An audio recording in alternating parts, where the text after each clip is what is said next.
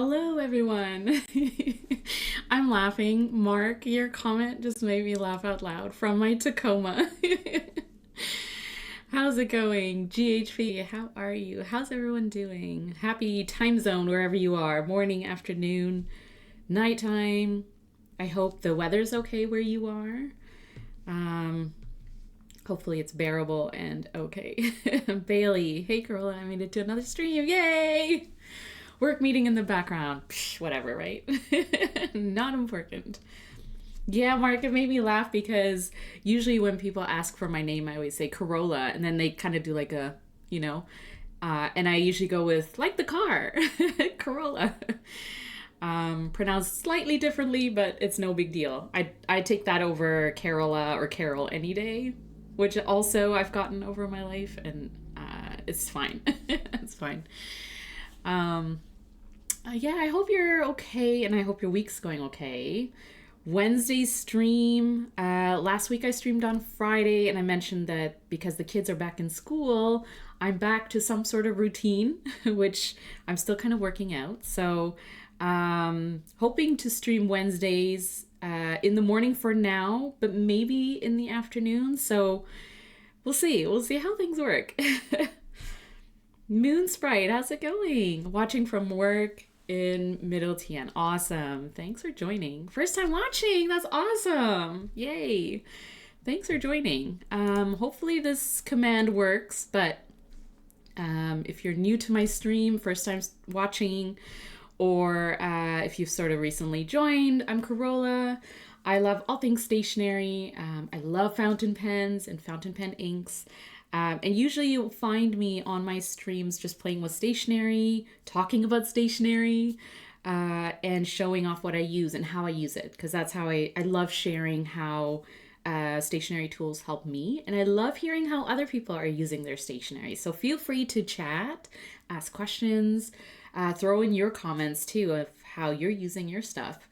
And if you follow me on socials, then you've seen that I do a lot of sort of abstract art. So abstract floral is kind of my go-to.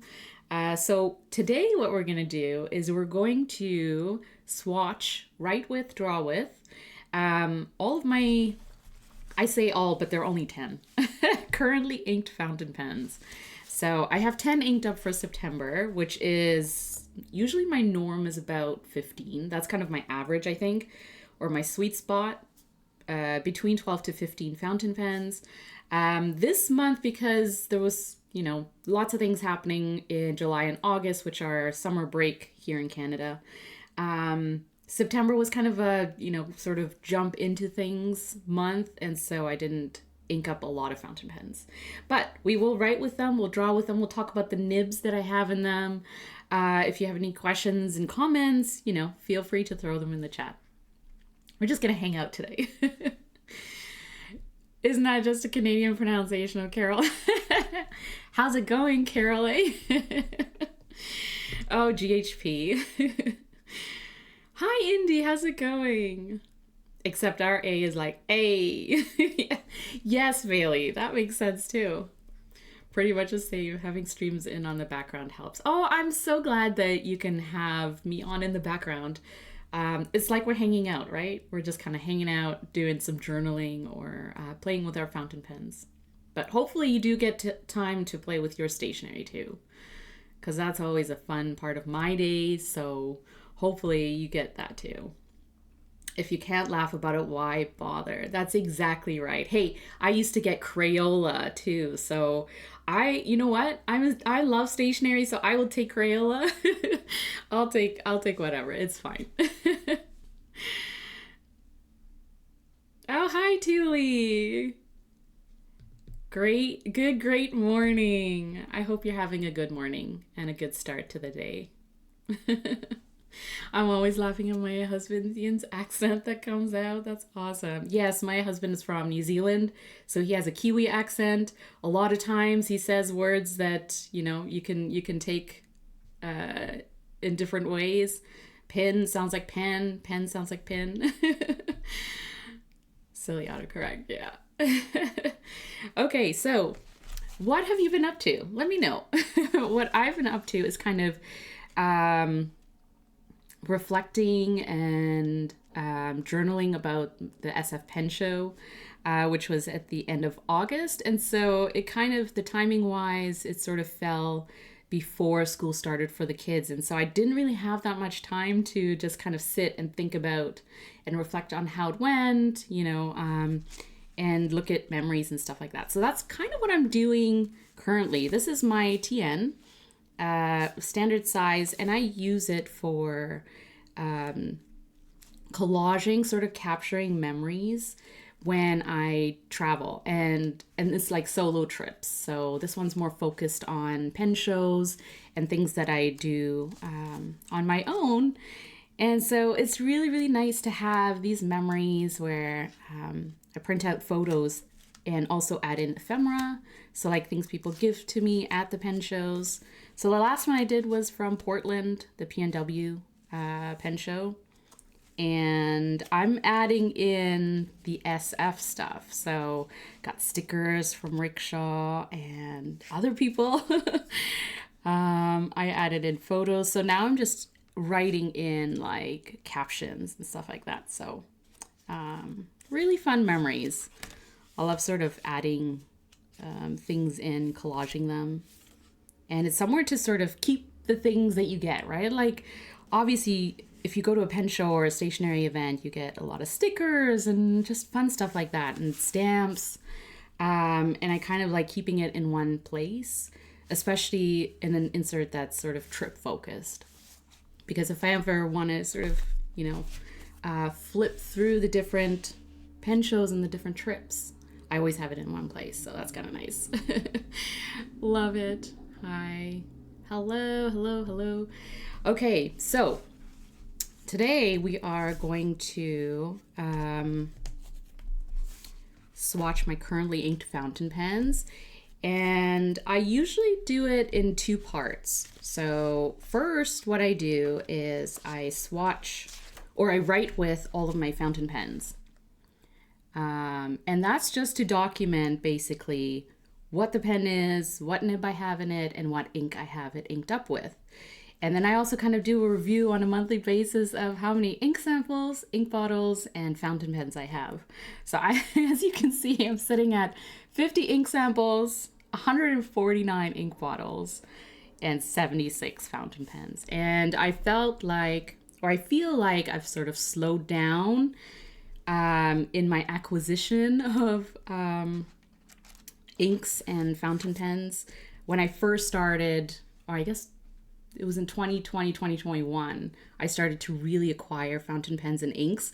I jumped exponentially. And so in the past maybe 6 months, I've sort of slowed down in terms of just being picky about what I add to my collection and how many I add to my collection. So so that's what I kind of do, is state of the collection. I just kind of tabulate where everything sort of stands, and then I just write with all my fountain pens. And then the second part of my currently inked habit, or swatching them, is drawing with them. And so what I do is I basically create this floral spread. So I draw with them because it kind of gives me a feel for how those nibs draw and also sketch. And, you know, similar to how you sort of do those loops or different sort of writing type with your nib, drawing with them makes me sort of, gives me a feel for how those nibs sort of handle loops and different types of, you know, different types of writing and drawing. So I did bring this with me in SF, and I had quite a few people sort of look through this, and I'm going to do this live. So if you want to try it out, do it with me. Take out your fountain pens if you can. And it's just my way of like doodling, so practicing my art, but also if I ever sort of want to pick out nibs and fountain pens that I want to draw with or write with, I can always take a look at this and pick out my faves.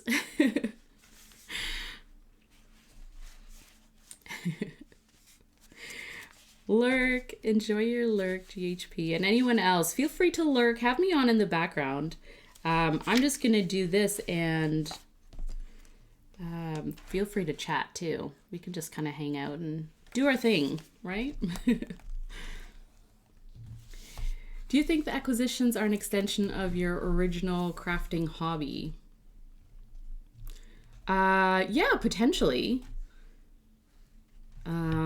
I feel like my acquisitions, yeah, they sort of, part of it is I'm still learning things. I don't think I'll ever like think of myself as like an expert or, you know, someone who knows everything about pens and inks and, you know, stationery supplies and stuff. And so part of it for me is I'm still learning and using new things. And so the things I acquire will probably be more focused on new types of paper, if it's a notebook, and if it's a fountain pen or ink, then it's usually sort of, you know, fountain pens that I haven't tried before, or something to do with a nib, so there'll be a different type of nib. And then inks, I think I've sort of slowed down in terms of the variety of colors that I get. And I think it's more so I'm kind of drawn to either earthy or neutral shades, and then also blues, teals, and greens. And so if I see a shade in like a blue or an earthy sort of neutral tone, then I'm more likely to want it. And sometimes, you know, if I don't have that shade or that type of color in my collection, then I tend to pick it up. So, and then also on the flip side of it, because I'm really into just all things stationery, I tend to acquire things that push me a little bit more in terms of painting. So it might be, you know, watercolor paints, or could be paintbrushes, sketchbooks, that kind of thing. So again, along the lines of trying out new papers, trying out different kinds of paper, and then trying out different types of stationery. So you love my handwriting, Bailey? Thank you. My handwriting has changed over time. I don't know if you find that, but someone recently asked me that. I think it was in my stream. It could have been Mark. I don't remember, but someone asked me if my handwriting has changed based on, oh, I know, it was on someone's YouTube live. And I mentioned that I started my fountain pen journey with extra fine and fine nibs, and I've now sort of moved into broader nibs. And so my custom grinds tend to be based on giving me broader lines. And someone on the YouTube chat was like, have you found that your handwriting has changed because of like you moving over to broader nibs, or did you start using broad nibs because your writing changed? And so it's kind of an interesting question, right? Like if you started with a certain type of line width and nib, have you moved to another size because your writing has changed over time? Or has your writing changed because you've moved over to different types of nibs or pens or line widths? And I feel like for me, my writing has gotten bigger. And part of it is because I've gotten older and I can't see my writing. And so I'm not, you know, squinting and writing really small. I'm just like writing big. But also I think a lot of it has to do with just being more interested in seeing different types of ink properties, trying out different types of nibs that give me different line variations. And so I like writing bigger because then I can see more of the ink and I can see more of the lines that I'm writing versus, you know, when I used to use extra fines and it was just, you know, small writing. I feel like I didn't really get enough of the ink enjoyment, if that makes sense. So yeah, that's kind of my take on handwriting and the transition over time maybe of your writing changing. So that's kind of how it worked for me. It is a good question, right? I know when someone asked me that, I was like, oh wow, that actually made me think, because I have noticed that my writing has changed, and I have noticed that it's gotten bigger. I think there are different reasons for it, and I'm all for it. Like, it's fine. I'm not going to force my writing to look a certain way if it doesn't come naturally in this season of my life, right? So, okay, so let's go into currently inked.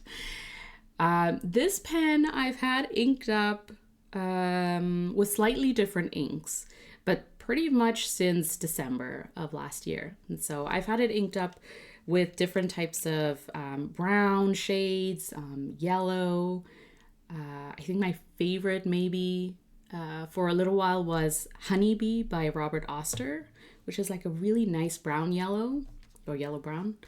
But over the past month, I've had it inked up with, let me just get a blotter paper. Over the past month, I've had it inked up with Herbin vidoe, and it's been really nice. So I'll show you how it writes.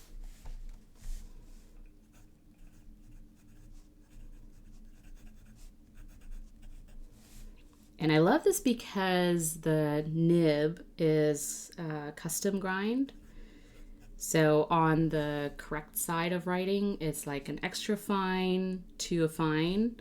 And then the reverse, I had ground by Gena into a reverse architect.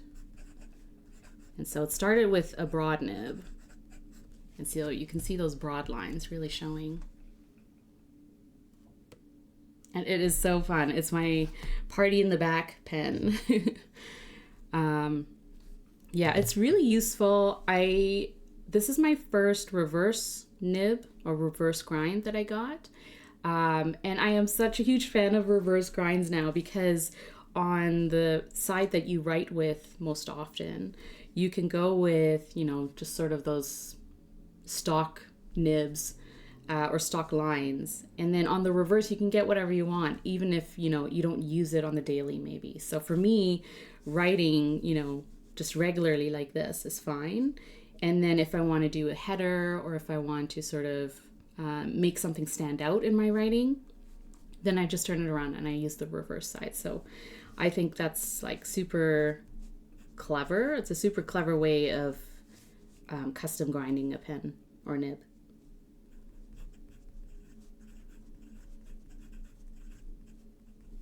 So that's a really nice ink too. I like this brown. It's like standard, very nice, straight up brown. Next one.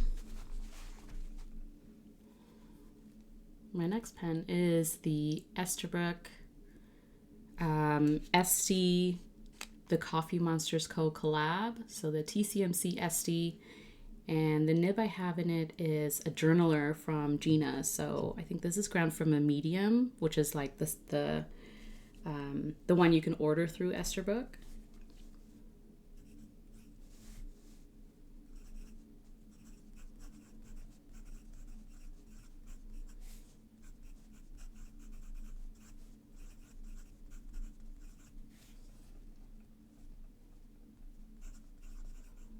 I like the journaler nib because it's kind of a smooth, rounded stub variation.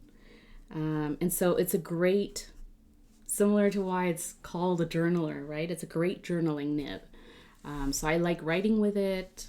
I just find that it's very smooth, so you feel comfortable writing for longer entries. Oops. So I have a sample ink in this. So I try and use up some of my samples when I can.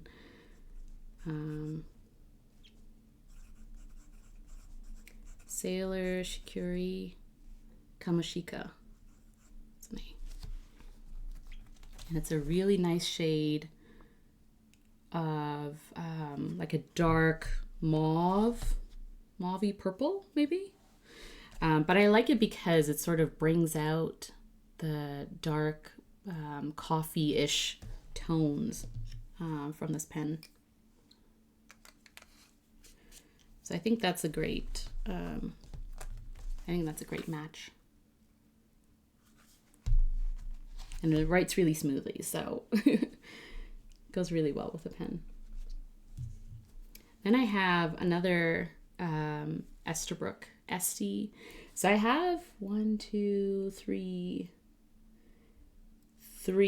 4 Esties inked up this month.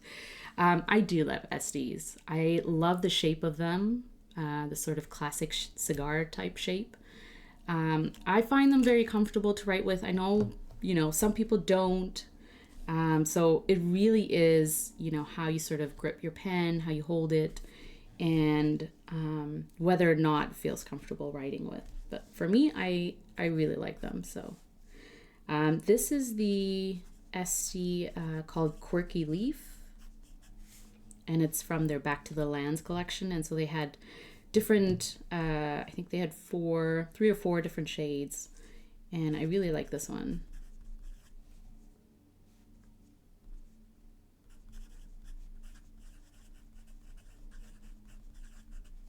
So the nib I have in this one, I got a broad nib in this, and then I had it custom ground by Gena into a journaler. So this one is a broad version of the journaler nib that you can get from Esterbrook. You sold your only Esterbrook. Hey, I get it. I know some people are, totally against like this sort of shape of fountain pen, or not against it, but it just doesn't vibe, and that's totally fine. But for me, yeah, I find them really comfortable to hold and to write with. So I have acquired a few of them. So I have it inked up with an Oblation ink. I'll show you this one. Oblation Olive. And I got this at Oblation in Portland when I went in July. Just because I think they have 4 inks, and 4 or 5. And I just love how the bottle looks, and I love all the different shades, but I ended up picking out one. Have you watched Brian Anderson servicing vintage Esterbrook's? I have, Thule. I know. Watching Brian Anderson servicing fountain pens is super interesting.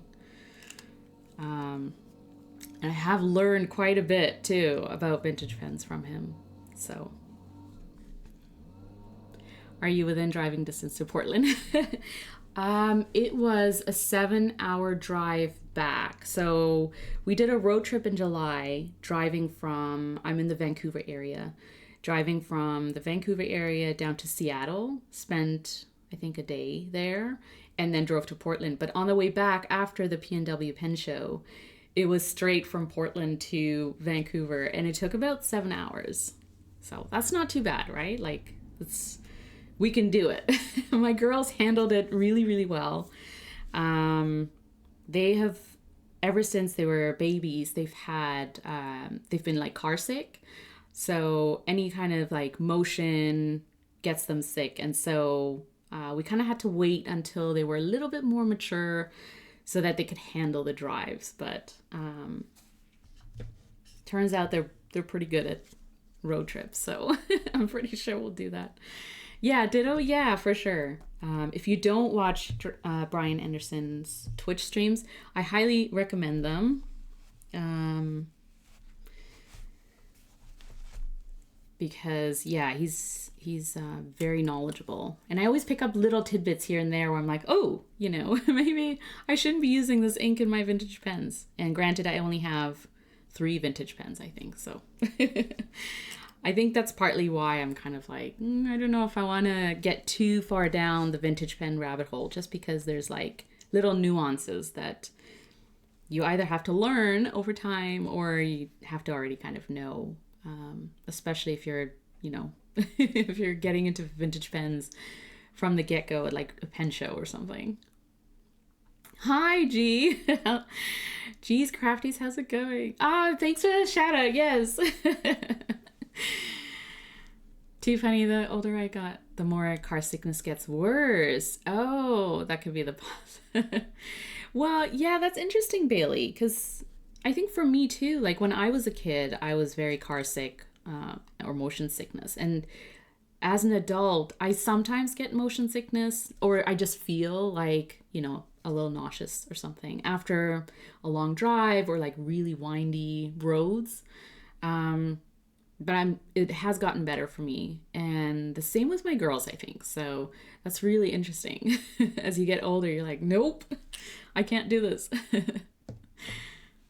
I got 3 inks from Oblation. Hi, Zodiac Pen. You got 3 inks from Oblation. Yeah, I was so tempted because they have like really nice shades. But I am a sucker for olive green, and I was like, I need this. And it's called Oblation Olive, so I had to do it. Yeah, which ones did you get? Let us know.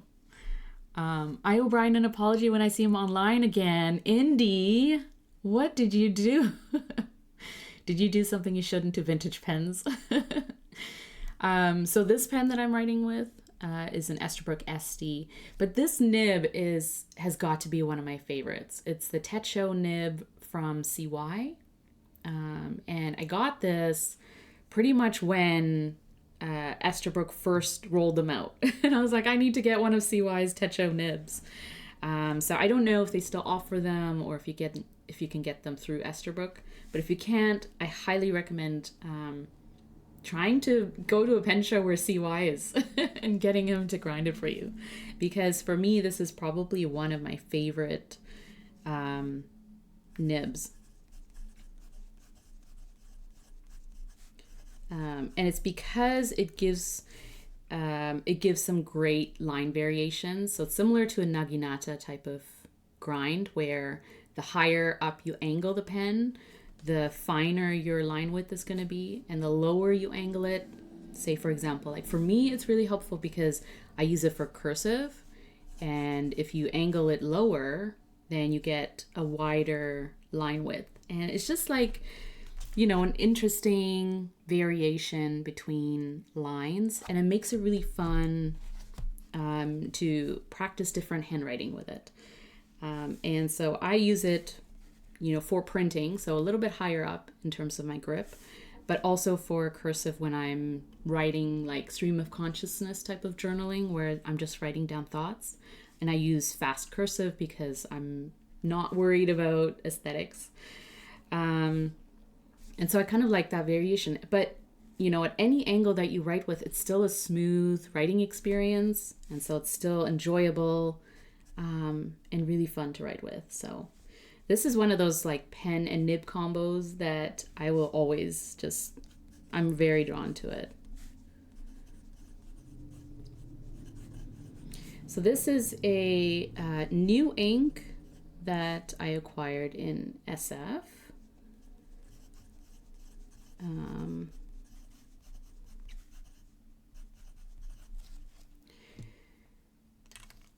So I don't have any inks by Hachimonjiya. And so I went by their table and I was like, I need to check out their inks and I need to get one at least. And so I ended up getting 2 inks.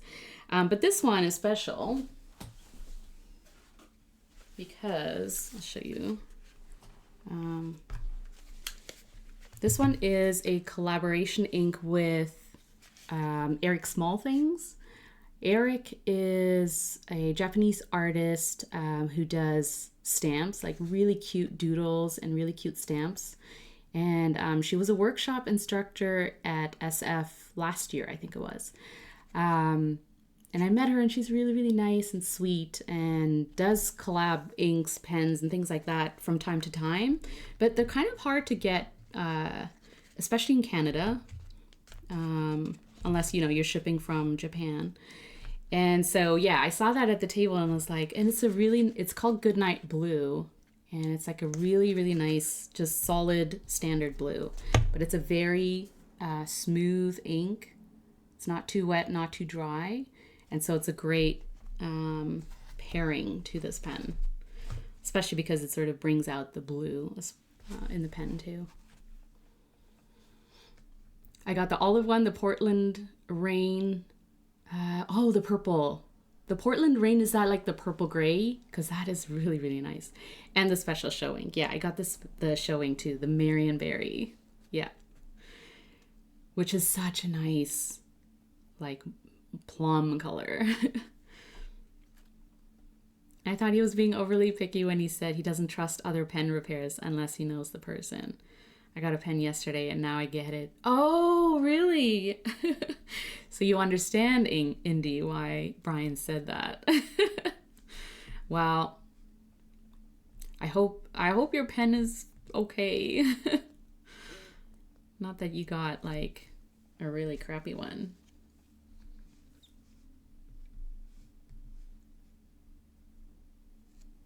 Or that your pen is re-repairable, if that makes sense. So the next pen that I have is a Franklin-Christoph 46. I don't think they make this model anymore, but it's a really nice model, and it's a really nice pen. And I think the material is called antique glass, just because of the finish that it has. And also over time, I found that you sort of see more of this, you see a little bit more of this, like, I don't know, material. Like, it's very unique and very interesting. And also it's a very light teal, which I particularly enjoy. So I got pictures because it was really funny. I feel like I want to see them. So the nib I have in this is, ooh, this one's an interesting one. If I can write with it. So this is an SF Pen Show 2024 commemorative nib from Kirk at Pen Realm. And so I got it last year for the SF Pen Show, or at the SF Pen Show, with it's a double broad, so a BB. And I got it because I wanted to get a ground to something, but I didn't know what. And so I got it, and then I brought it home, and that was it. And so I took it with me to this show because I had an appointment with Kirk, and I thought, okay, I'm going to get it to something. And someone in a local pen meetup had a monoline grind. And so I tried that and I was like, oh, it's really cool. Like, it's just a monoline, right? So it's just a rounded sort of the same width, depending on how it, or not depending, but like regardless of how you're holding your pen. And I was like, oh, it's really juicy. It's like writing with a Sharpie kind of. Super, super fun. And so I decided to go with a monoline on the double broad. So it gives a definite sort of, I'll show you, very wide, juicy. Like, this is probably the juiciest nib I have. And so I can write really big and use up like all the ink. So the fun thing about it though is I got a monoline on the correct side, and then on the reverse I ended up getting a reverse grind. So it's a Cursive Italic.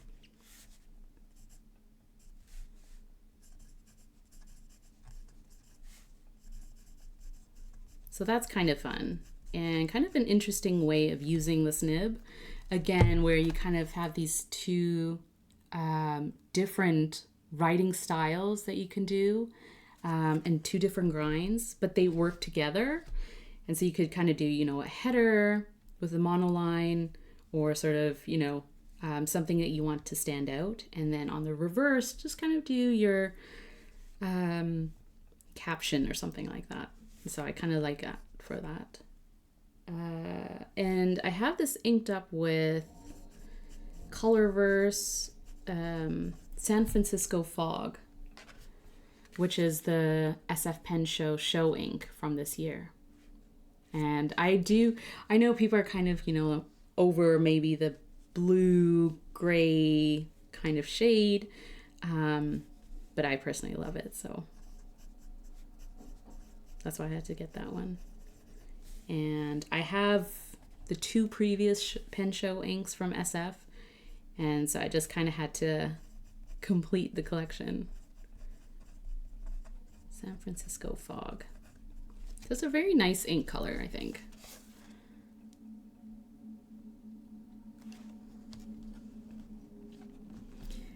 My Ink Mule got me this one, and San Francisco Bay. Oh, nice. Yeah. Good choices.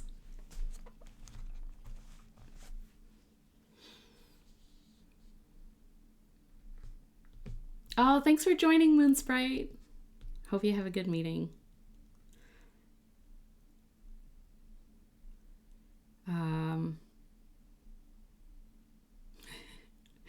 I still got a half-hour drive, and I should have gone slower on my coffee. I had 2 coffees already, so I am good to go. I resacked it already, but the sack it had in it was at least an inch too short and too big for the barrel. Oh no. Oh, Indy. Lots of ink inside the barrel that was never cleaned out. Oh, that's a nightmare. Ugh. Tiniest bit of shellac on it. Oh no. Yeah, that would not have been good if you tried to use it. I'm glad you saw that. I'm glad you caught it. Its only saving grace was that it writes very smoothly and they didn't attach the section to the barrel. So it was an easy fix. Oh, good. Yeah, the Cursive Italic is really fun, right? Like it's, you can write really nicely with it. I'm really into gray inks right now, and this one is great. Yeah, I feel like as we're transitioning into fall and autumn, you know, it gets a little colder and it's not as like, especially here in the Vancouver area, it gets rainy and gloomy a little bit. And so me too, I've kind of been into more the grays, blues, but you know, muted tones maybe. And then moving away from those like bright summery shades, which it is what it is. You know, I love sort of getting into those moody colors too. Blues and grays. Yeah, I like that too, for sure. So that one is one of the newer nibs that I got because I got that custom ground in SF. The second one I got in SF by Kirk is on my Estie. This is my 4th Estie, right? Yeah, so my 4th. And I had a double broad nib, a stock nib on my Estie that I had Kirk grind to a Katana.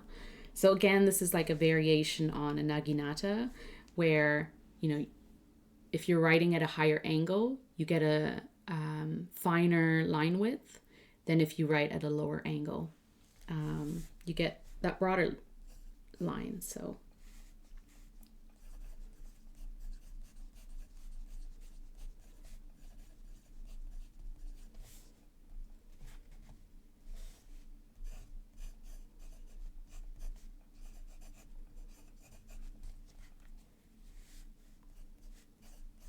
And I have it inked up with Wearingeul, Robinson Crusoe, and it's a sample that someone, it's a sample from the Cozy Stationery Club D-Stash at the SF Pen Show. So someone brought in like a bag of, well, actually, they had a lot of ink samples. Like different people had ink samples available. And someone just brought in a bag of different ink samples. And I was looking through them and I thought, wow, some of these inks are really cool that I don't have. So this is one of those inks I don't have. But I felt like it was such a great match to this pen. And so I had this pen at the SF Pen Show. And so I was like, oh, let me just pick out an ink that I think would go really well with it. So...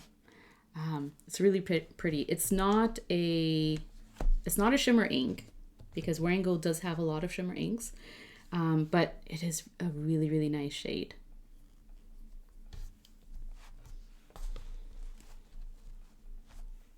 Hi, Fountain Pen News. How's it going? How are you doing? What is the difference between Italic and the Cursive Italic? That's a great question, Indy. I think the Cursive Italic, I think the Italic tends to be sharper than the Cursive Italic. I think a Cursive Italic can be sharp, depending on who is grinding the nib. But I think you can get a smoothness to it. I think that's my take on it. That's what I say. But that's my understanding of the difference between the two. And Italic is typically... Oh, okay. I should have just read the comments underneath. I'm just like going back in time and answering them. Thank you, Fountain Pen News. There you go. So you probably like the cursive one better. Yeah, and I think I do too, Indy. Even though I do have a cursive italic by Nagahara who did it for Franklin-Christoph, so you can order them from Franklin-Christoph with a pen. And it's a cursive italic from a medium nib that has a little bit of a sharper sort of angle to it. And so I do find it fun, or not fun, but like I find it a good practice to write with if I'm in the mood of using like calligraphy or doing calligraphy, because it reminds me of a calligraphy nib, which tend to be a little bit more sharper, I think. So that's kind of how I equate a more traditional italic grind. Reminds me more of like a traditional calligraphy tool, like a nib. Oh no, Fountain Pen News, I'm sorry that you're struggling. And hopefully we can send you some good vibes so things will improve for you. Italic is pretty, but I don't like writing with it. Yeah, I can see that. And I don't use my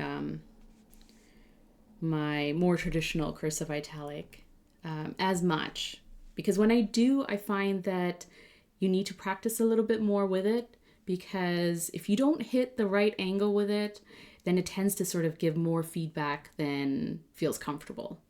And so I sort of have to play with how I'm angling it just to get that right sort of, that sort of correct flow, if that makes sense. So the next pen is an acquisition from the Portland Pen Show, or the P&W Pen Show in Portland.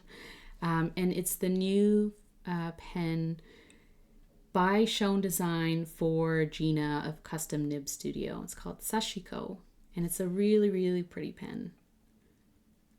It's made of Ultim material, and so it actually feels lighter than what it looks like, I think. Like when I first saw it, I knew Ian made it, of Schon Design, I kind of assumed that it would be like metal or something heavy, but it's Ultim, and it's actually really light and durable. And the design on it is just really, really pretty. So I've really enjoyed using this fountain pen since June. And the nib I have in it is one of Gena's nibs, a perspective. And I think the perspective nib is really, really nice. Again, it's a variation on the naginata a little bit. And so again, depending on your angle of writing, it will sort of vary the line width that you get.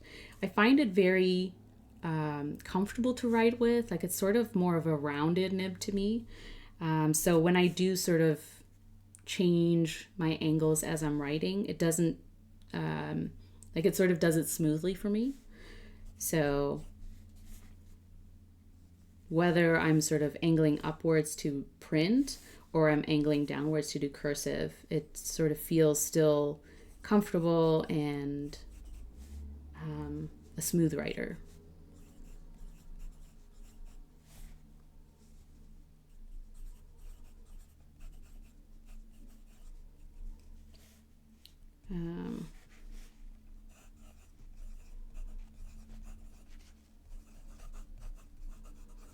This is one of the nibs that I picked up from Gena because they had just like a few nibs already ground. And so I didn't have time. In Portland, I did have an appointment with Gena, but I already got like 2 pens looked at. And so I just wanted the perspective nib. And so sometimes you can get nibs that are already pre-ground by the nib specialist, which, puts a little, it gives, it's like less pressure. If you're getting something ground, you can also pick up another nib if they have it available. So this is another ink sample that I got in SF because it's such a nice ink, but I don't have a bottle of it. So Sailor Shikiori Yozakura. And again, it's sort of along the like mauve shade, which I really enjoy. I really like the plum, mauve, purpley pink colors. And so I think that's a really good combination. Bye, Bailey. Have a good one. I know, work, boo. Why do you have to go? Have a good one. Hi, Jessie. How's it going?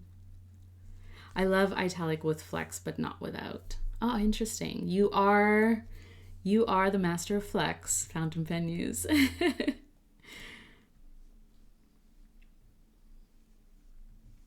Yeah, have a good day, Bailey.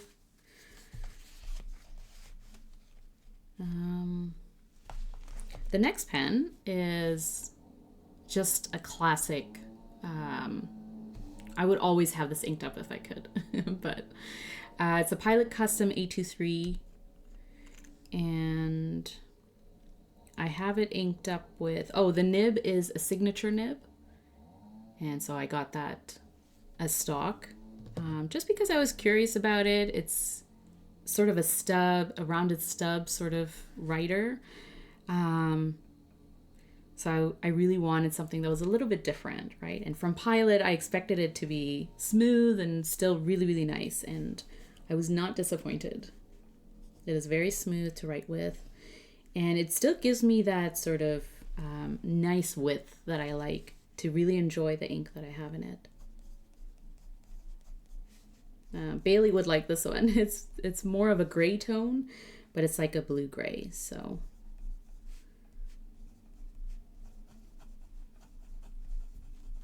Again, this nib is very smooth and comfortable to write with, regardless of whether you're printing with it or doing cursive. This is the second ink that I picked up in SF from Hachimonjiya. It's called Ginsen Snow Gray.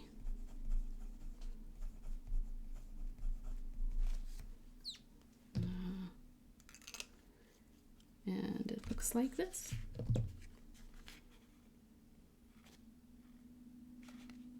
It's just a really nice blue-gray.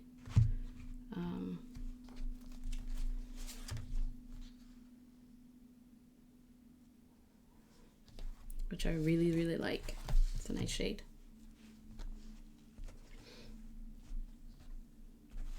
Then I have two pens that I have inked up with black inks. So maybe not the most fun, but they're nice pens, so.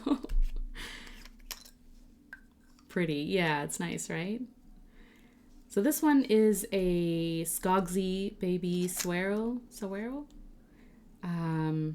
in the Ultim material, and so it's very sleek, classic black, and very light. And the nib I have in it is from Franklin-Christoph. It's a double broad Seg. And so I just thought that combination itself is super fun. And just a perfect pairing, I think.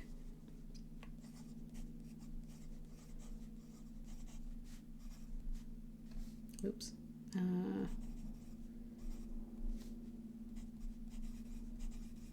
And I like this nib because you can write very boldly with it, but it's also great sketching nib. So I've done some sketching and drawing with it, and it's really, really fun because it gives you those nice broad lines, similar to a rounded stub. And I have it inked up with Platinum Chokuro.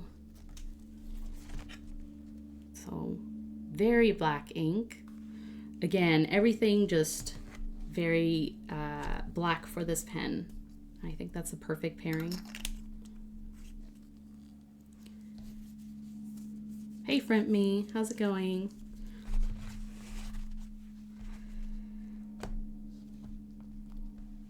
I really like my mini pens. Yeah, Indy, I feel like I'm going through a phase of pocket pens. So I don't know if like you went through that or you're going through it, where it's like, if I get one pocket pen or small pen, then I'm kind of like, oh, I'm drawn to these all of a sudden, right? And so I tend to sometimes ink them up around the same time, all of my pocket pens and small pens. They're so cute. Oh, hey. Chokuro's too black for me. Jesse, there's no such thing. I'm just kidding. No, I get that. I get that. It is very black. And also, not only is it black, but it's like, depending on the paper, I guess, that you're writing on, it's like very matte, if that makes sense. Like, it's, not only is it black, but it's like very just, it's like, it goes on your paper and it goes down hard. So it stands out. It's very bold, especially for a fountain pen ink. Like I've sort of, I compared it when I first started using it with a brush pen, like, let's see, like a Tombow Fudenosuke. Like these are black, but the Chokuro puts down a darker line. So it's just kind of funny how dark it is.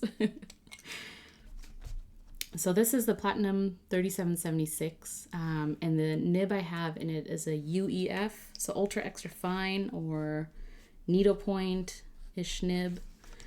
And as much as I love my broad nibs, I love this specific combination, the 3776 with a UEF, for like note-taking, or writing where I need it to dry really quickly. So I don't have time to put down, or to use a broad nib. And so this is really good for those quick notes. I feel like I always have to have a nib that's like really, really fine, just to balance everything else out, I think. And I have a Platinum Carbon Black cartridge in here. So I use a cartridge for the Platinum Chokuro as well in my Skogsy. And then I just refill it with Chokuro ink when it's done. And then I use Carbon Black in this pen and just use a new cartridge when it's done. I don't actually have Carbon Black as an ink bottle. What are you rolling your eyes at, Zodiac? Joke. It's my new phase, I think. Yeah, it is kind of a phase. Hold on one sec.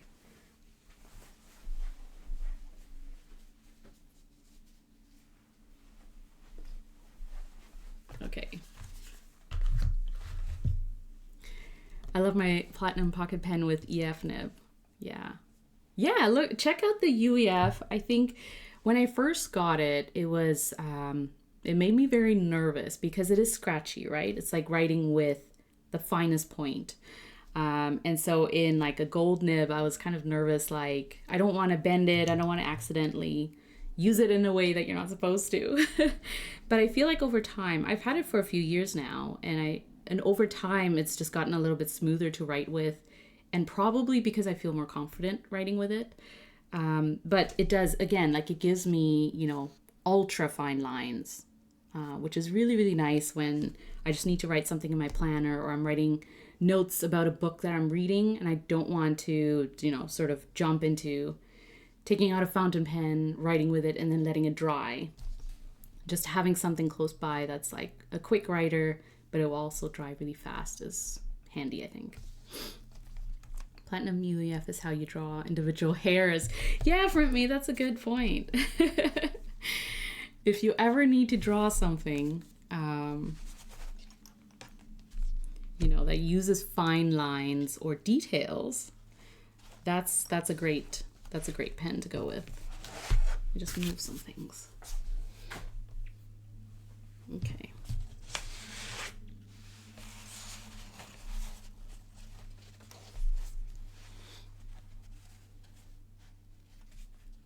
Hi, Omaha Dad. My favorite nib I got was from Slack, PO nib with Atlanta P24 on it. Ooh, I wish I knew who made it. Kirk? I think, maybe? Hey, I want the custom Oster Central Park ink. Oh, New York. Oh, interesting. Hey, do I recall you saying something about the Dallas Pen Show? Are you guys going to the Dallas Pen Show? Is anyone going to the Orlando Pen Show? Zodiac. I know you are. The minis are so cute. Yeah. The giants, yeah. If you ever need to draw exactly one hair. Yeah, if you need to draw one line of something, then the UEF is for you. I like the precision of the EFs. Yeah. You're on the hunt now? Yeah, so UEF is a great nib because I'm just going to keep talking it up, even though I only have one. But it's similar to like a needle point that you can get from Kirk or, you know, a nib specialist. But I like it because it reminds me of my 0.38 high-tech C gel pens that I was really, really into all through school. And I always went with the gel pens that had the finest point because of note-taking, right? Being able to take notes, and it dries really quickly. And I can also be very precise in, like, you know, if I have to do a sketch or whatever to kind of go with the notes. And so I think that's why I need to have at least one of these nibs and pens. Yeah. Hi, RKO Pen. How's it going? Yay, you caught a live stream. Awesome. I'm glad you're here.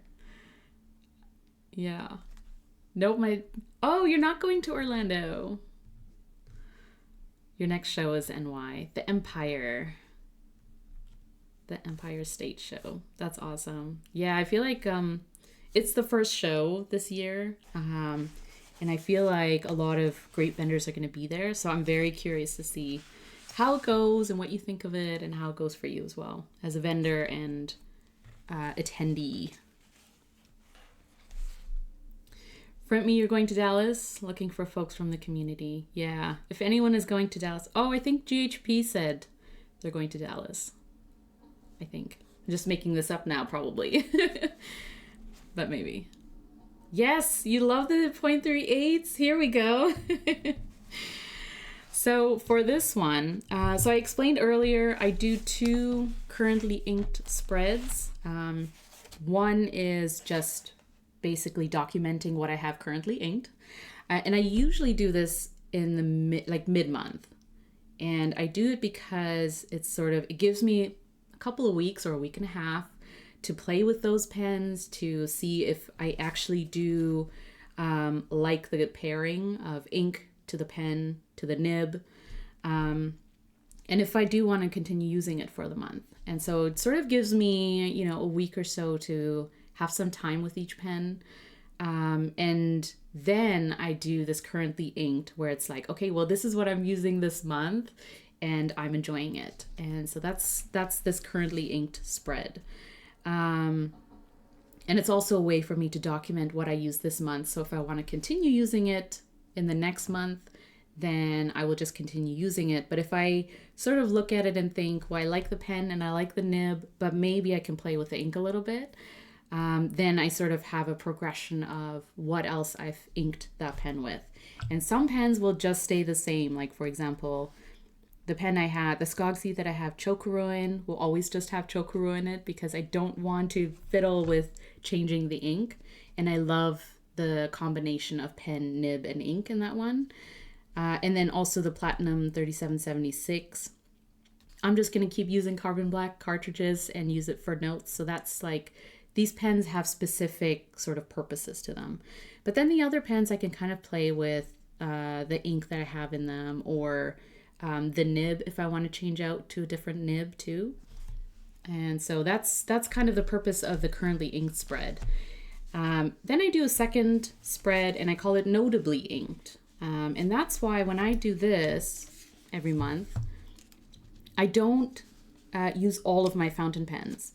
So you won't find, like I won't usually use my Platinum 3776 or the Skogsy, because this spread, the purpose of it is just to kind of document and play with the inks and pens that I specifically chose that month to kind of get to know a little bit better. So it could be a new ink, it could be a new pen or a different grind on the nib.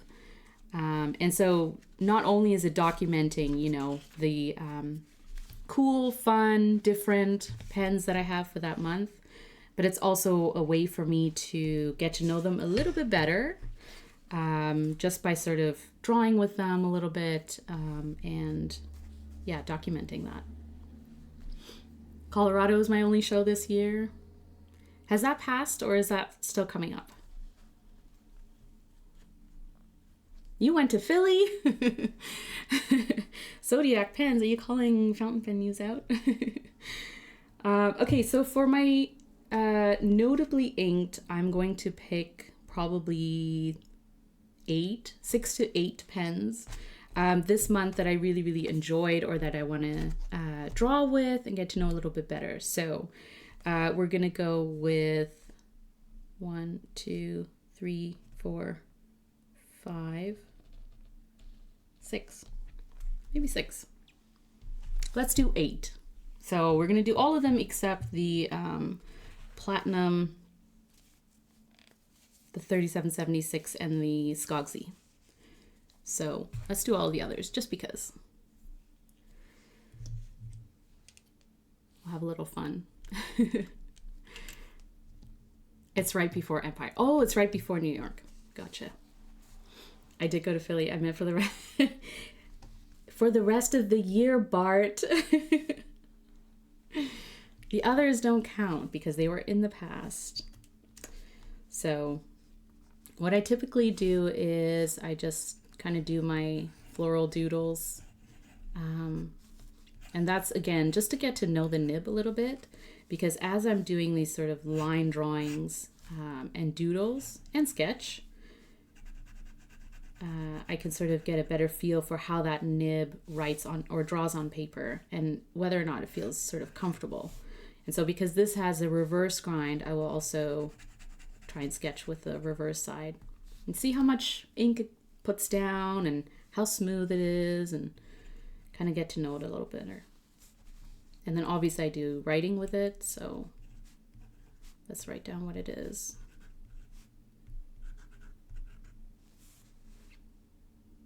And it has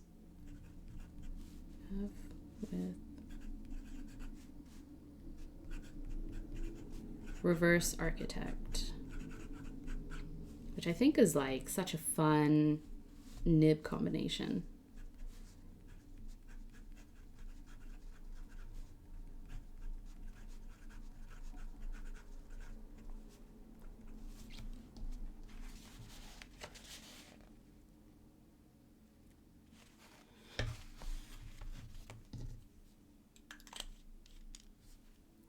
So that's the Leonardo. And then we have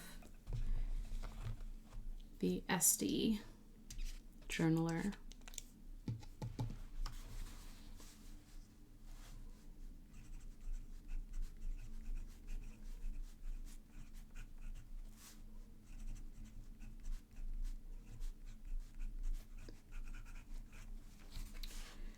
And this has a journaler nib in it.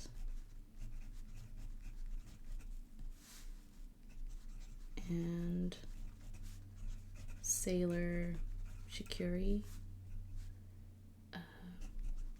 Kamoshika.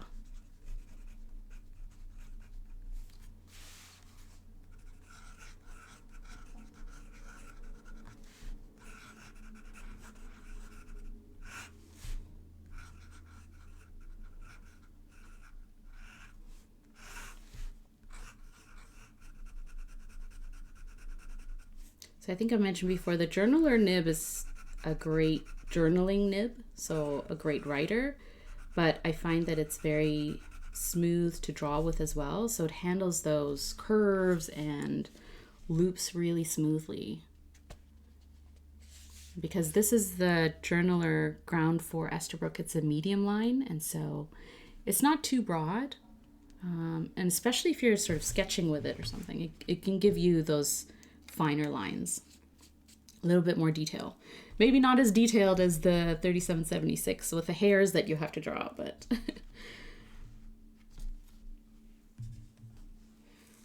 so this again is the Esterbrook Estie with the broad journaler. And so it might be kind of nice actually to compare the lines a little bit,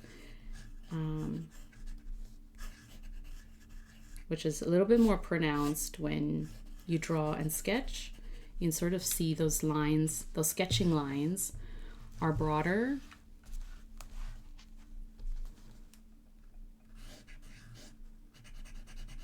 So you can put down a little bit more ink.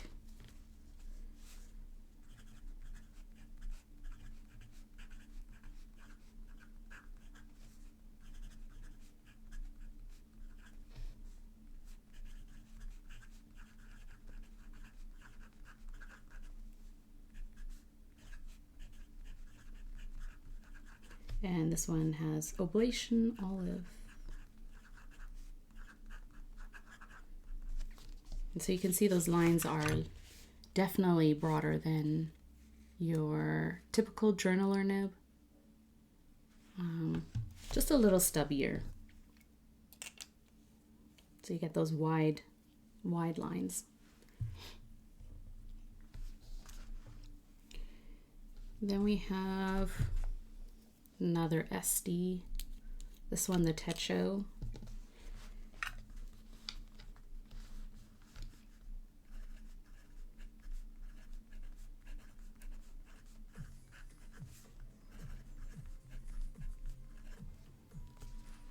Mike Enthusiast.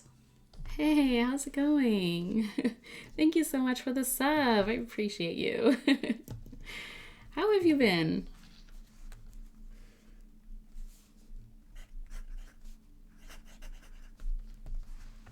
Oh, you can't even see me right with this. There we go.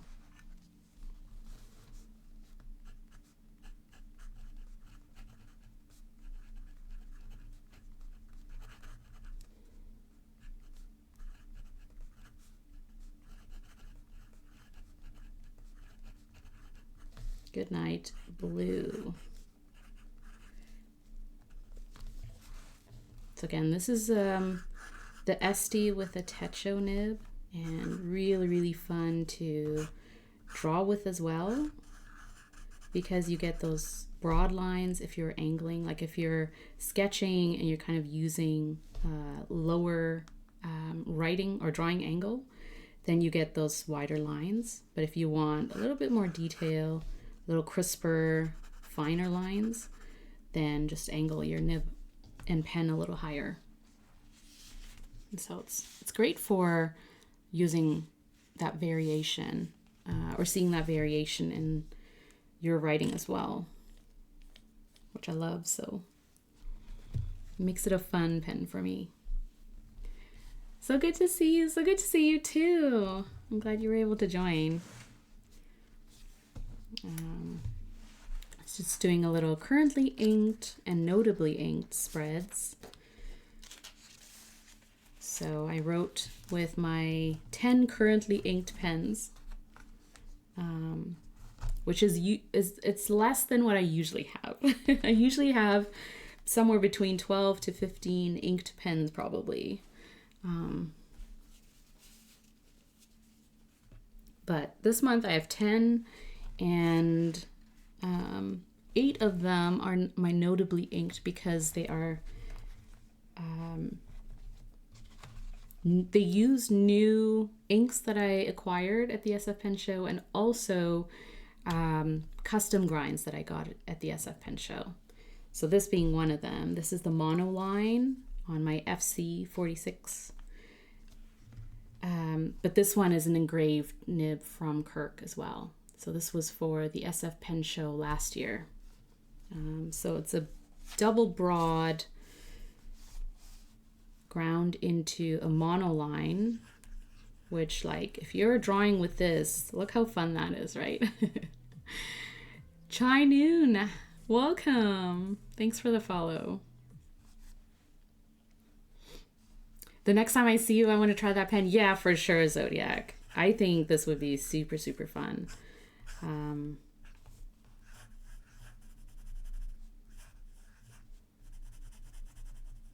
Like, look at the sketching that you could do. Right? It's like very, very fun. And then the reverse is a cursive italic. So it's obviously a finer line and a more italic line. So we're gonna FC 46. So you can do some drawing and writing with this nib.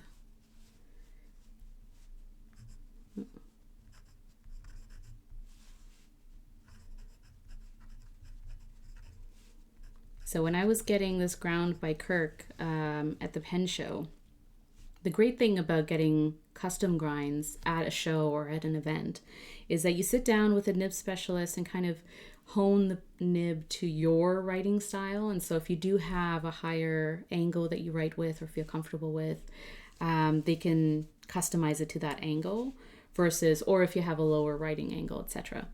And so with the reverse cursive italic, I did sort of have to play with it a little bit to get it to like a comfortable angle that I would actually print with. But it's one of those things, like, you have to practice, right? Like, you have to keep using the pen and the nib to sort of build that muscle memory and to build in that, like, how you actually use the pen. So it's interesting, but also it's one of those things you just have to kind of keep doing it. So this one I have Colorverse. Yeah. Colorverse and SF Pen Show.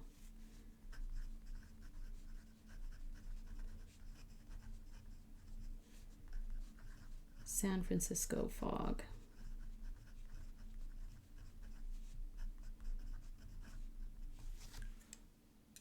And so once you kind of get that angle, I feel like it feels a lot more comfortable as you continue to write with it.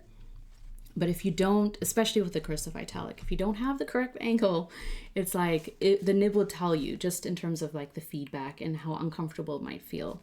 It doesn't put down ink properly, and you'll have to adjust as you go, which is fine. You know, you kind of get to know your pen that way. So.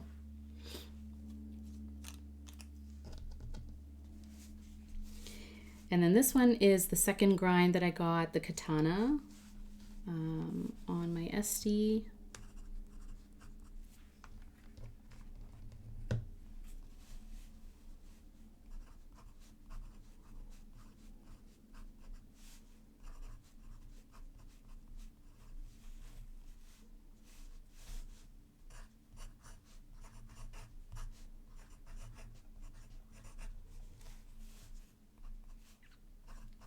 And I have it inked up with Wearingeul, Robinson, Crusoe.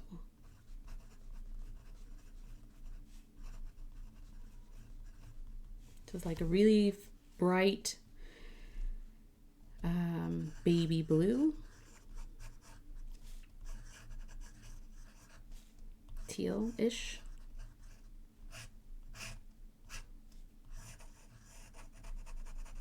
I like this kind of grind too, because depending on who you have grinded for you, it can vary in sort of like the angle of sharpness and what angles you can get with it. So it's just kind of interesting. Like if I'm comparing maybe like a Techo variation to a Katana variation, there's still, like, I can see different angle sharpness, if that makes sense, even though those grinds are similar to each other. It's just the nib specialist's take on that kind of grind. So that's why it's always interesting to get it from different people, because they, you know, the nib specialist put in their spin on it, which makes it unique to them.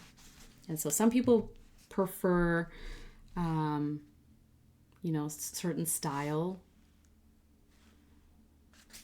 And it's kind of nice. Like when you do, like me personally, I've gotten a nib custom ground by quite a few nib specialists, and there's still a few that I want to try and get appointments with in future events and pen shows. But I feel like I've gotten a variety over the past 3 years of going to pen shows, and I have found, you know, that I sort of am drawn to certain styles and grinds. And that only comes with trying out different grinds, right? So if someone does have a specialty grind that you're curious about and you're able to meet up with them or see them at a pen show, or try out different types of pens with different grinds, I highly encourage that, because in doing that, you can find, you know, the grind that works really well with your type of writing or drawing or whatever you sort of use fountain pens for. I got an architect grind in SF. That's awesome. Did you get it as a reverse? Did you get it as party in the back? Or did you get it as your main grind? I do like the architect though. I do like the architect. It's really, really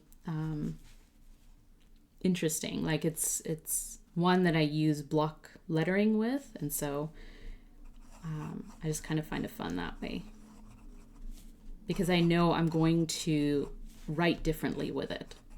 And so I think that's why I like the architect for that purpose.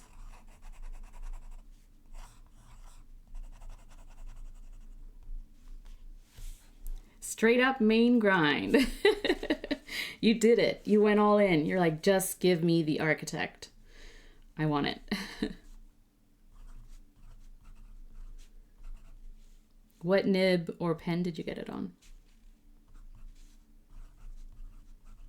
So I do have an architect ground on just like a Yovo 6 nib, so I can put it into different pens if I wanted to. And I had it done by CY last year, I think. And then my second one was the reverse grind from Gena.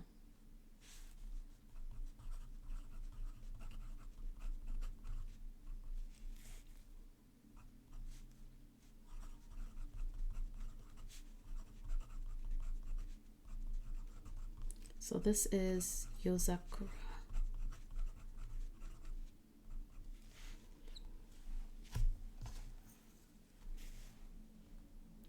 I didn't put perspective.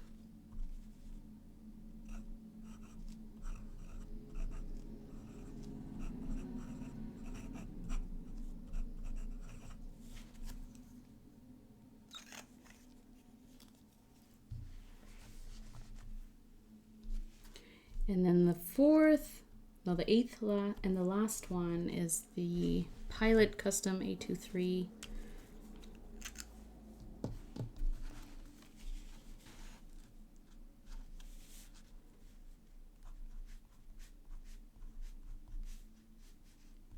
Let's do A23 signature.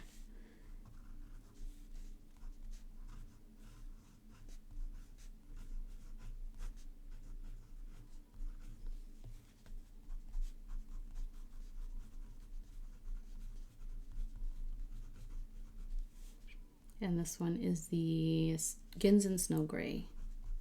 Ginsen Snow Gray.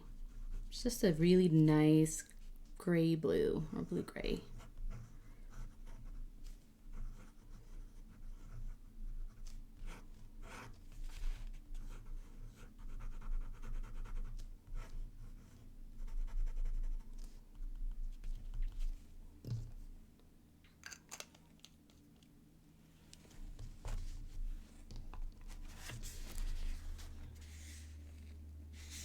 So the other reason why I like doing these notably inked spreads is because I like kind of flipping through and seeing what I have inked up month over month. Usually because when I ink something up, I don't think of the overall palette. I just kind of think, you know, oh, I'd like this pen and nib to go with this ink for this month. And so I tend to ink them over, you know, a period of a couple of weeks or so, or at least a week when I'm starting the month. And so I don't kind of think of the overall palette, but when I see it as a spread, it's kind of nice to look at in terms of like what inks go well together.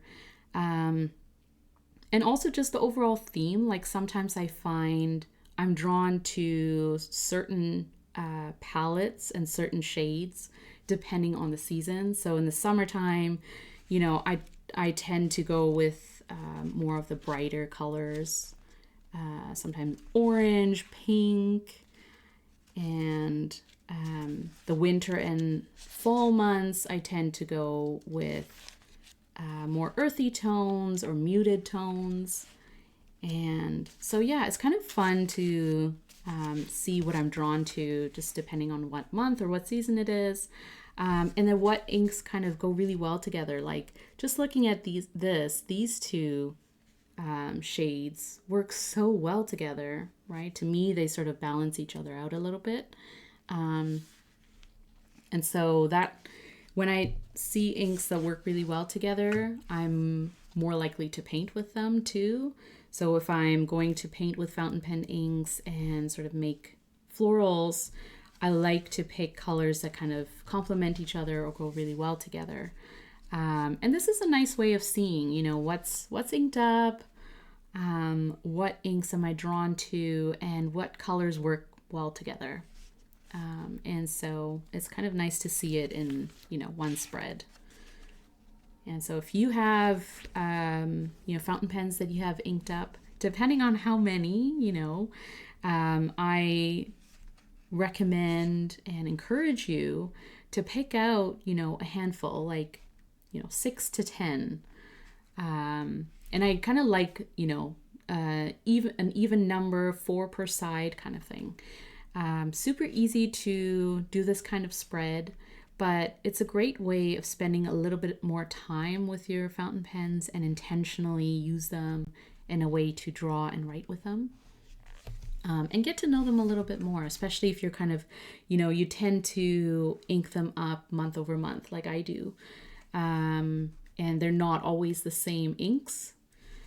Then it's kind of a great way of like, you know, if you don't want to do currently inked of all of your fountain pens, say you have more like 20 or something, then pick out your favorite ones or pick out the ones that you inked up this month because you were drawn to the ink or you were drawn to the nib that was in it, or maybe it's a new pen, right? And so doing this gives you a spread of sampling that pen.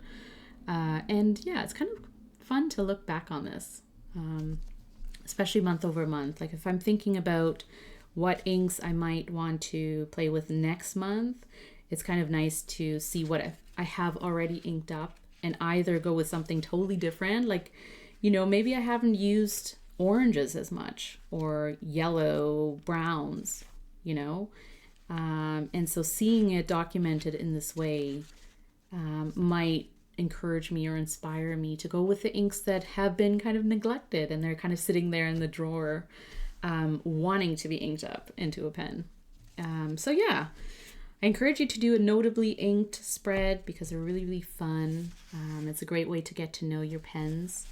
And if you don't document your currently inked and you just kind of, you know, ink up your pens and go, then doing a notably inked spread is sort of an intentional way of just sitting down, getting all those pens together that you really enjoyed that month, and seeing them. And if you have inked pens that, you know, like there isn't a lot of them and you can kind of just sit down and document or write with them all, then a currently inked spread is really fun because this too, you know, month over month, I see what pens I have inked up and what inks I'm using.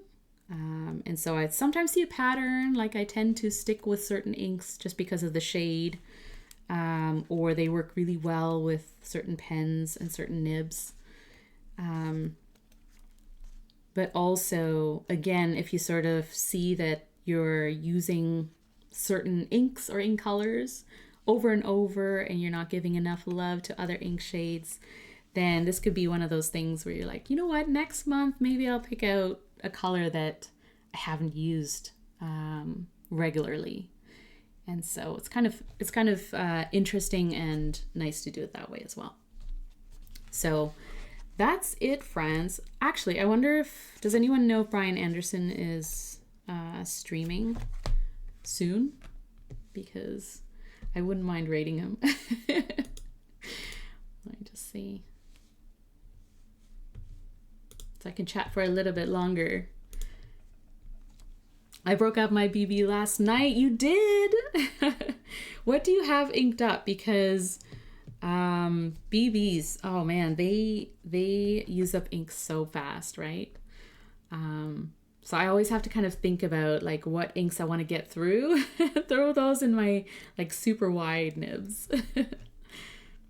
I don't think he ever stopped, Mark. I know.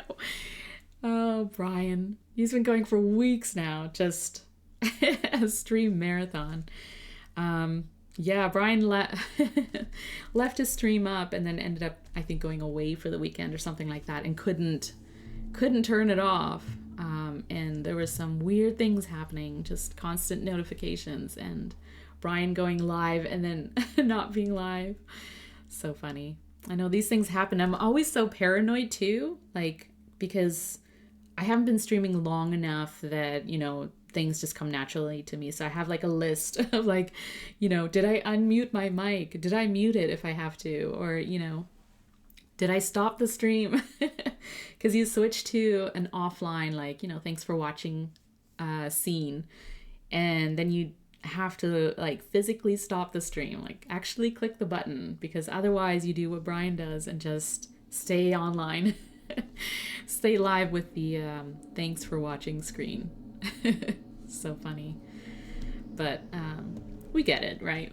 It's like being busy, doing things, and then you think that something's done and move on. Turns out, nope, you're still alive. Yeah, so funny. Though I am curious that if you are doing currently inked, do you do currently inked spreads? Let me know. And also, if you do you purposefully vary or use different nibs per month so that you kind of have a balance between the different types of nibs? Like for me, I found that after starting doing these currently inked spreads, I've noticed that I intentionally pick out nibs that are different. And so they tend to have different purposes. So some pens, like I mentioned before, they have specific purposes, right? Like the ultra extra fine nib, I can't use for journaling or for stream of consciousness writing. I do use it for note taking and for writing things down that sort of happen in the moment that I need it to sort of dry and move on. But then there are other pens, the journalers, the Perspective from Gena, Katana from Kirk, Techo from CY. Those ones are my journaling nibs. Those ones are the ones that I take out if I want to, you know, journal, write with, reflect on stuff, write down thoughts, because it's sort of the writing experience that I'm aiming for. And so I think when I'm inking up pens month over month, I'm definitely thinking about the nibs that I have available to me, the pens that they'll go in, and then also the inks. So if I'm journaling, I want to journal with, you know, certain inks. I tend not to go with too shimmery or too distracting types of ink colors. Just something that sort of relaxes me and keeps me engaged in just that experience of writing. So yeah, it's kind of interesting. Like once I started sort of looking at what I had inked up, I feel like I sort of curate a lineup of pens that have purposes, specific purposes, but also vary so that I get those different writing experiences. And I think that's partly why I'm still really engaged in using fountain pens, because it keeps me interested and it keeps me planning ahead in terms of what do I want to use next month? How do I want to enjoy my pens? And if they're sort of the same old, then I think personally I would start to lose a little bit of interest in just, having it, like thinking about it or making it a passion. I'm guessing he got tripped up by co-streaming on YouTube. Yeah, I know, Enki, I agree. Let me tell you, it's hard to set up streaming for one platform. So kudos to anyone who's doing it multi-platform, like Brian, who's like got YouTube, who's got Twitch. Yeah, for sure, Tuli. You're so welcome. I'm so glad you could join. Making and preparing for Empire. Yeah. Preparation for pen shows. Even just like, I know preparing for SF in terms of like being an attendee, I was like, okay, who do I need to get a nib grind appointment with?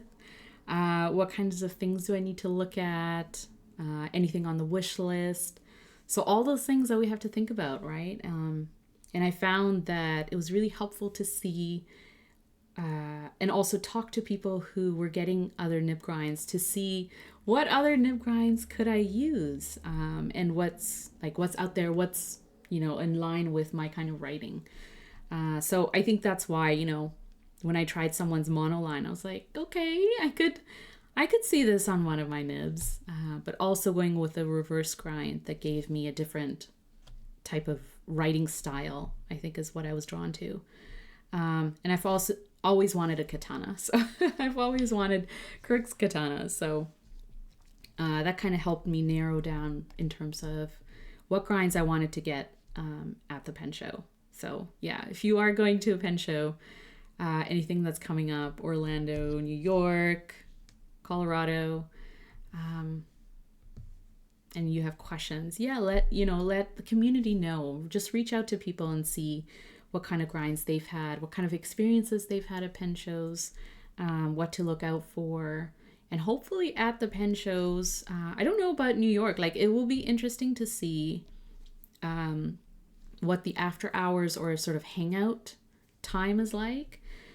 Because I know at some pen shows, especially like SF, like some of the bigger ones, it's hard to find that time to really like sit down, connect with people, try out different pens, try out different inks that you may like. And yeah, so it'll be interesting to hear back how the space sort of worked with the show, but also if there are events or workshops and stuff. What boards do we usually hang out in? What do you mean? What boards? But yeah, it's usually like boardrooms and stuff like that. Usually it's like the lounge areas or boards. I thought you meant like a physical. Where do we hang out at pen shows? Physically, I like online chat boards. Oh, do you? What about you, McP enthusiast? Where do you hang out? Slack? Are you you're in the Pen Addict Slack maybe? But there are a few Discords. Work usually. Yeah, I guess it just depends on the ones that you're hanging out in. hoping to get to Empire though. Yeah, I know that's one that I'm keeping my eye on, because for me it's East Coast, so I'm on the West Coast. it would take me longer to get to. So I'm more curious in how the first year goes before I plan for that kind of show. But I know like Yoseka Stationery Fest did really, really well last year, and they're doing it again next year. And so I feel like East Coast is bringing it a little bit. I also kind of want to get to Chicago one of these days, either for the Chicago Pen Show or the Stationery Fest, or the sidewalk sale that Atlas does. But you know, for me to get there also is kind of a trip. So I don't know. Come by and say hi to Zodiac. Give Bart a hard time for me. I'm just kidding. We love Bart. Bart's awesome. Unless he's sharing tables with people or sitting beside Mayfair pens, then it's just chaos. Or Skogsy too. Then it's chaos, depending on who Zodiac is beside. Yeah, looking forward to it. McPenthusiast, do you have a wish list, or are you planning on getting nib grinds?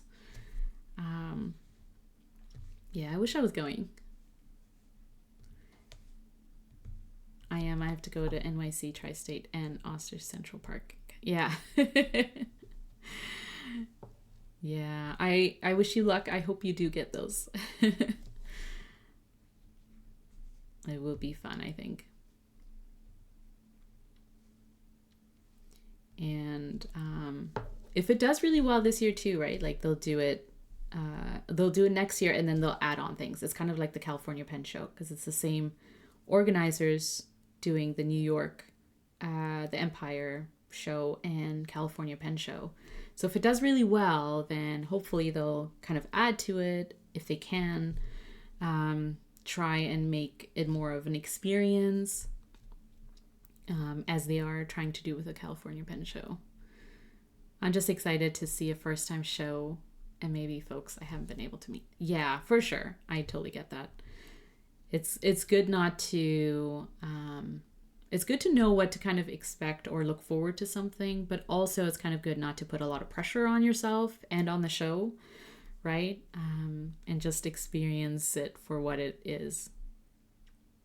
Established event planners. Yeah, I mean, the California Pen Show last year or the year before was their first, like, new organizers of the pen show in LA.